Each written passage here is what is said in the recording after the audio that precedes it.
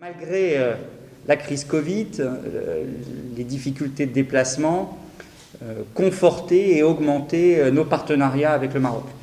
Augmenter nos échanges commerciaux avec davantage d'exportation de produits français au Maroc et de services, davantage d'exportation de produits fabriqués au Maroc en France, de faire en sorte qu'il y ait encore plus d'entreprises françaises qui s'installent et se développent au Maroc. Plus de 900 entreprises sont actuellement installées, 950 je crois même, représentant plus de 100 000 emplois directs liés à ces entreprises-là.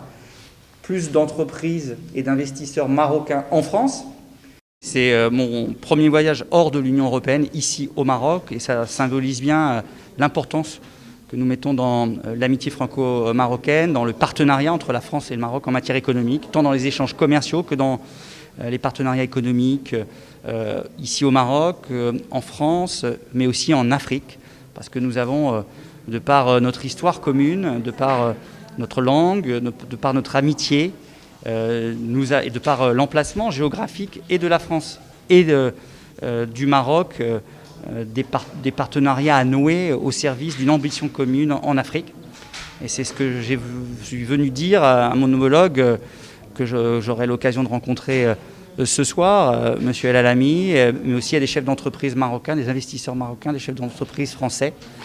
Vous avez vu qu'il y a quelques jours a été relancé le club de chefs d'entreprise franco-marocains, le 7 et 8 octobre dernier.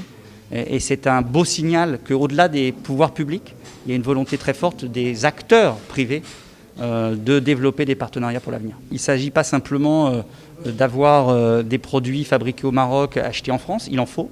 Ce n'est pas simplement des produits fabriqués en France vendus au Maroc, il en faut. Mais il faut aussi des partenariats, des produits, des services pensés, réalisés ensemble.